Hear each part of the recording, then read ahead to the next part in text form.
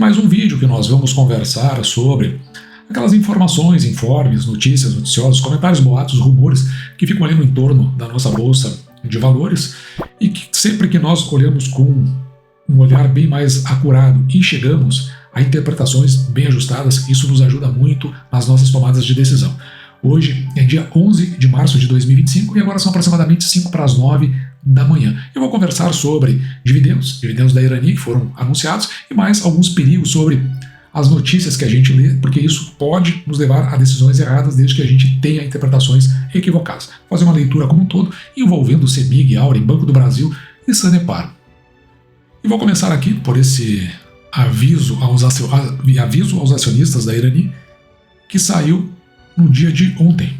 E veja que ele dá conta de pagamento de proventos. Esses proventos, eles seguirão o que foi apresentado nas demonstrações financeiras do fechamento do exercício no ano passado. Portanto, são valores relativos ao ano de 2024. Porém, aqui é interessante porque isso faz parte do método do canal. O valor total vai ser de 44,7 milhões, o que vai equivaler à distribuição na razão de 19 centavos por ação para quem possuir as ações no dia 10 de março, portanto, no dia de ontem. Ou seja, fechado o dia de ontem você tinha que ter essas ações da Irani. Isso a gente chama de Datacom. E Datacom é o que a gente computa para o pagamento que nós vamos atribuir à empresa. Então, por exemplo, se a Datacom, não importa que seja relativa ao exercício de 2024, se a Datacom é em 2025, nós vamos computar esses proventos para o ano de 2025. Esses proventos vão ser pagos no dia 26 de março de 2025, portanto, vão pagar daqui a alguns dias. Em a Irani, pagando 19 centavos, veja aqui que nas nossas projeções nós já temos aqui um andar bem rápido para que vá na direção dos 57 centavos por ação que nós estamos estimando, o que equivale a 33% da nossa estimativa. Então, veja que talvez a Irani tenha um ano bom de pagamento de proventos em 2025. Indo para o segundo ponto, que é a leitura das notícias. Alguma coisa, evidentemente, se a gente não fizer a interpretação correta, pode acontecer e nós tomarmos decisões equivocadas. Veja que saiu aqui na Suno Notícias, assinado por Guilherme Serrano, uma notícia do dia de ontem, dia 10. Aliás, já se começou agora, essa semana, um bombardeio de notícias, nós estamos separando. Aqui eu estou vendo um lado das notícias, provavelmente eu devo fazer outro vídeo contando um outro lado dessas notícias que saíram no dia de ontem. Mas, aqui em princípio, nós olhando para esse lado, o Banco do Brasil, essa casa aqui, a BBA, ela vê os dividendos do Banco do Brasil em xeque. Lembrando aqui que a BBA ela é uma casa aqui do Itaú. E veja que no entendimento da casa, que ainda que eles tenham visto nos resultados de 2024 um desempenho sólido, há desafios estruturais que podem impactar seu crescimento e a distribuição de dividendos nos próximos anos. E é curioso aqui, veja que eles consideram que o Banco do Brasil está bem posicionado no longo prazo. Entretanto, os investidores devem esperar um crescimento mais modesto nos lucros e potenciais revisões nos pagamentos de dividendos. A casa aqui, Itaú BBA, revisou para baixo a sua projeção de lucro do Banco do Brasil para 2025. Eles tinham uma estimativa e agora eles estão achando que esse lucro vai ficar aqui em 37,5 bilhões, que está na parte inferior do guidance do próprio banco. Então, o Banco do Brasil emitiu um guidance, ele emite todos os anos, ele vai revisando ao longo dos trimestres, mas o guidance do Banco do Brasil está estimando aqui lucro líquido entre 37 e 41 bilhões. E o que Itaú BBA está dizendo? Que talvez vai ficar aqui nos 37,5. E enquanto eles têm essa leitura, veja que a nossa leitura aqui para o Banco do Brasil ela é muito mais conservadora, ficando aqui na ordem dos 31,4 bilhões. E note que eles se consideram conservadores. Veja que a abordagem conservadora que eles estão colocando é em relação às despesas com provisões, refletindo o aumento nos créditos renegociados que podem pressionar os custos de risco. A questão estrutural mencionada lá no início dessa reportagem passa aqui pela qualidade do crédito sob pressão. A inadimplência do Banco do Brasil tem apresentado uma tendência de alta, contrastando com outros bancos incumbentes que já mostram sinais de recuperação. A única coisa que ele não diz aqui é que o Banco do Brasil ele tinha um dos menores índices de inadimplência. Eles estão preocupados aqui porque essa inadimplência do Banco do Brasil ela teve uma alta aqui de 40 pontos base, ou seja, 0,4%. Então, sei lá, estava em 2,5, passou para 2,9. Se estava em 2,7, passou para 3,1 e assim por diante. O volume de crédito renegociados cresceu 8 bilhões no ano, um aumento de 20% no ano de 2024, um aumento de 22%, enquanto outros grandes bancos reduziram esse saldo. Mas também é verdade que outros grandes bancos estavam com algum problema bem sério, né, em relação aos seus índices de inadimplência e à qualidade dos seus créditos, que era bem inferior do Banco do Brasil. O Itaú BBA estima que as despesas com provisões fiquem no limite superior do guidance. Isso aqui eu também acho que é bem provável, né, entre 6% e 18% em 2025.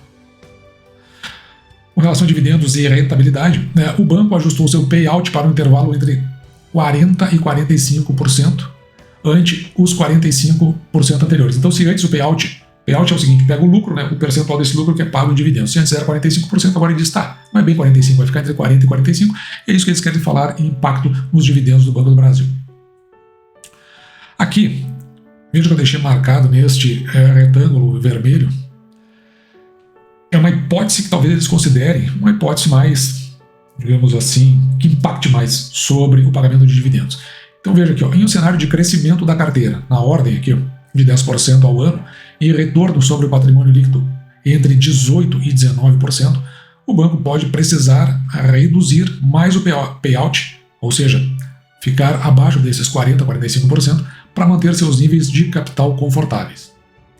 E aqui no final, eles colocam uma conclusão, né? Eles dizem que a recomendação é mantida como market performance. Market performance é neutra, a mesma coisa que dizer que é neutra. E aqui eles dão conta, por conta aqui dos desafios de curto e médio prazo. Embora, veja só, bem posicionado no longo prazo, que é o que interessa aqui, pelo menos para a carteira aberta do canal. Ainda coloca um preço-alvo das ações para o final de 2025 a R$30. Ela estava cotada no dia de ontem a R$27 baixo, R$27 baixo, nós estamos de olho. Se começa a baixar muito além disso, nós já começamos a entender que talvez a gente venha adquirir mais ações do Banco do Brasil. E é interessante aqui, nessa finalização deles aqui. Olha só, o Banco do Brasil oferece um dividend yield de aproximadamente 10%, mas 10% é bem melhor que os 6% que a gente procura no canal segundo o método. Mas esse não é um diferencial exclusivo, considerando que outros setores, como seguradoras e empresas, como o Bradesco e a B3, também apresentam retornos similares, mais ou menos. Não é bem assim, está abaixo do Banco do Brasil.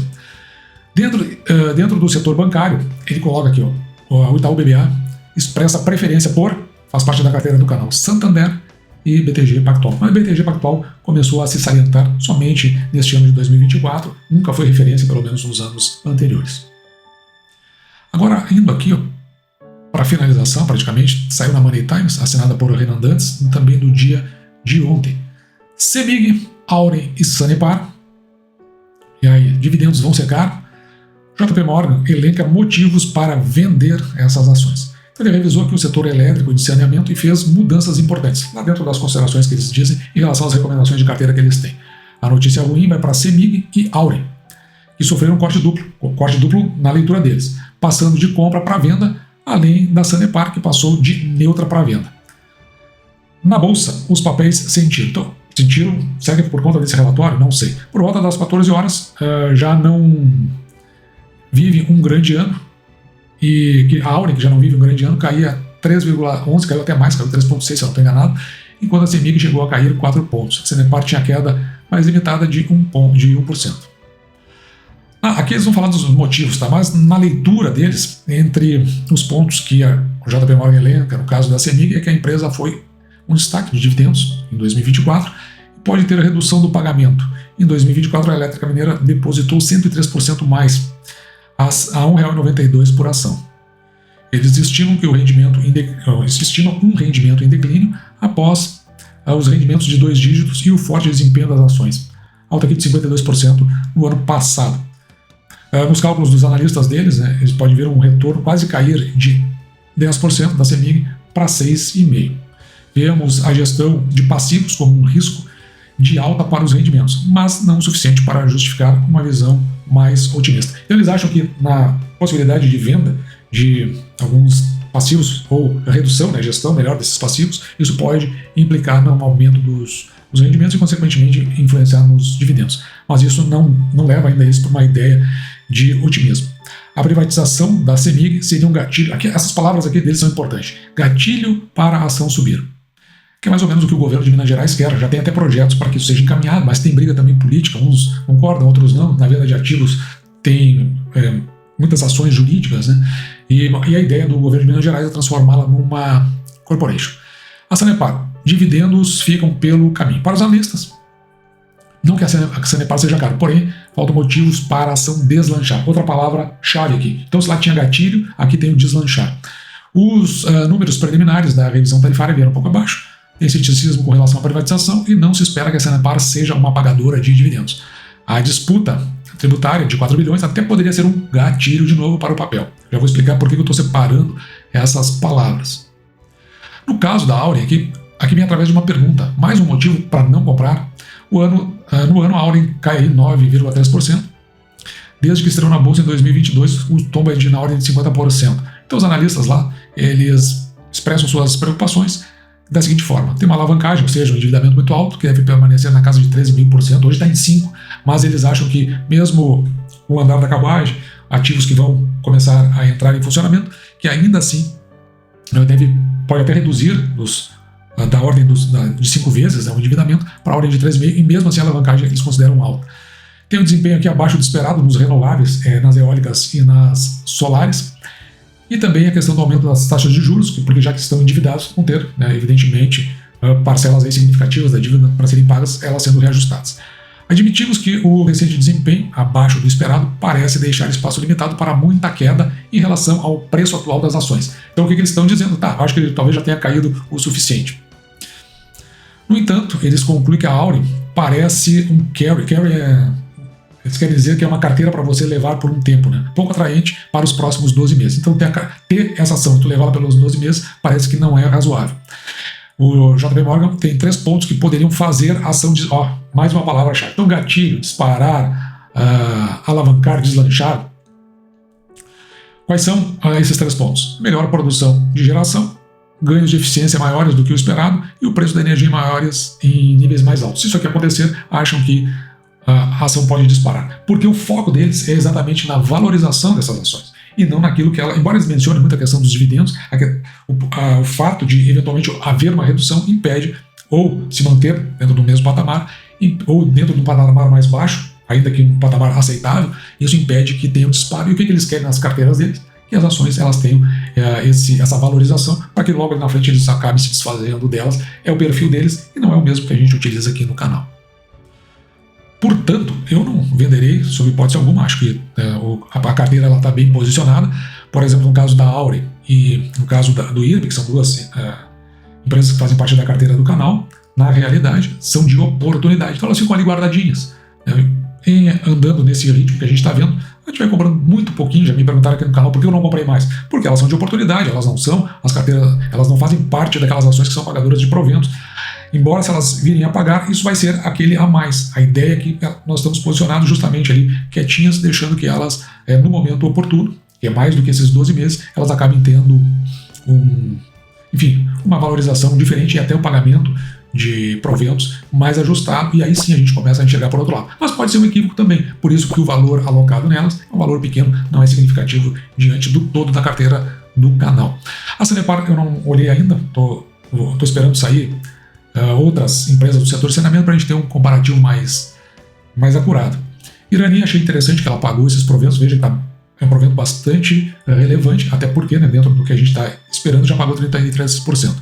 CEMIG, eu continuo com um bom olhar sobre a CEMIG, o processo dela é longo, de tudo que pode acontecer, inclusive com a questão da privatização. O Banco do Brasil sempre foi isso aí, sempre tem muito olhar para cima dela, do Banco do Brasil, muito olhar negativo sobre o Banco do Brasil, mas lá no final das contas tem se provado um bom pagador de proventos, embora no que pagou em relação ao primeiro trimestre de 2025 tenha gerado alguma decepção no mercado. Vamos ver como é que isso vai andar ao longo do restante do ano. E dito isso, eu vou ficando por aqui, espero que você tenha gostado, me despeço de você, desejando que você fique com Deus e deixando como sempre meu grande abraço.